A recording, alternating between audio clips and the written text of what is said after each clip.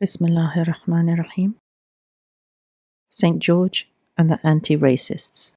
Yes, St. George was from Turkey, but reminding everyone persuades no one, because racism is illogical, argues Arzu.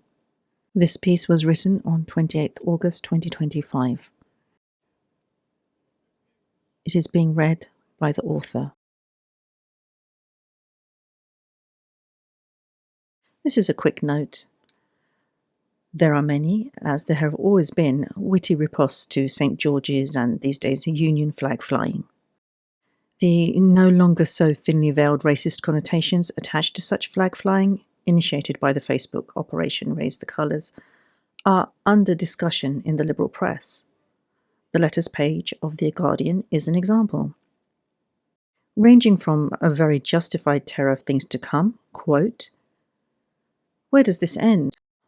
I'm having someone else's view of patriotism and an enforced celebration of Englishness rammed down my throat, and the sheer act makes me feel less patriotic. I may have to look at this flag for months, but because there is nothing I can do about it, I've now started to feel a little less safe in my home. If I did say something, I would be pilloried and potentially targeted, such as the tribal jumping on the bandwagon that seems to be happening in my community. I try to be tolerant of others, but somehow I am not afforded the same courtesy. The widening inequality across this nation is slowly killing what some of us thought Britishness was all about. None of this is going to end well, even if it is only about one red and white flag."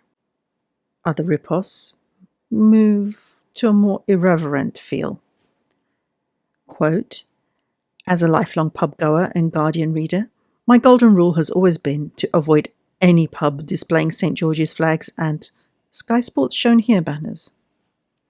And also, quote, "Great to see the St. George's cross flying everywhere. It was first adopted by Richard Lionheart, King of England. During his reign, he lived in France, barely visited England, and didn't speak a word of English. St. George himself was a Roman soldier, born in Turkey and martyred for his Christian beliefs. Such multiculturalism makes you proud to be British." End quotes.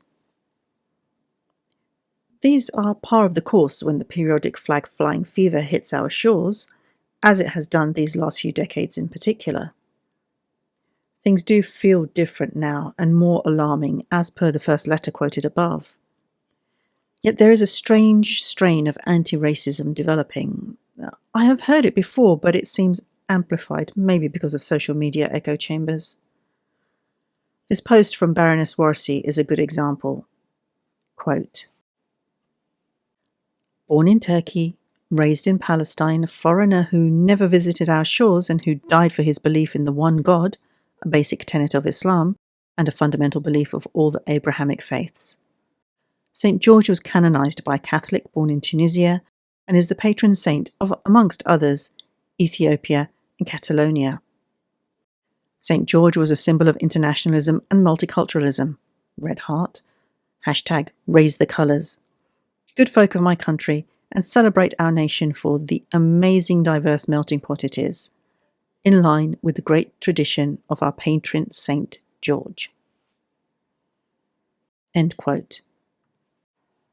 I appreciate that all this is meant well, that this outreach to white nationalists / patriots / racists, call them what you will, is an attempt to forge unity and create an idea of united Britishness. But it fails spectacularly because it fails to understand the basic ways that racism and racist narratives work. St. George is a symbol of racist nationalism despite his origins. You cannot convince someone embedded in this illogic otherwise, because it is illogical. Nothing in the racist mantras of those protesting migrant hotels, demanding flag flying to protest cultural erosion, writing op-eds in right-leaning papers, is based on logic. Racism, by definition, is illogical. To try and use the racist attachment to a symbol as a route to de-radicalizing, for want of a better word, said racist makes no sense It doesn't mean that we don't need a massive program of anti-racist education, a job that is definitely too late in coming for these last two generations currently protesting their right to intimidate racialized others and incite violence against them. But unless we can be brave enough to call out the nationalism sweeping our streets as racism and things dressed up as patriotism the same, we will not be able to persuade those wedded to such ideas to anything different.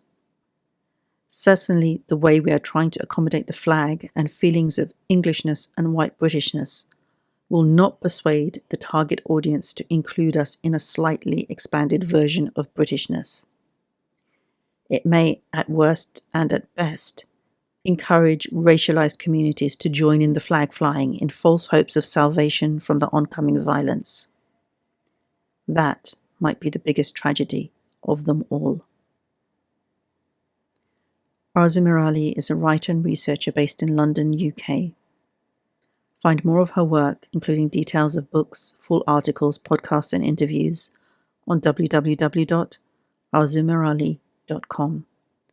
Also find her on X and Instagram @Arzu.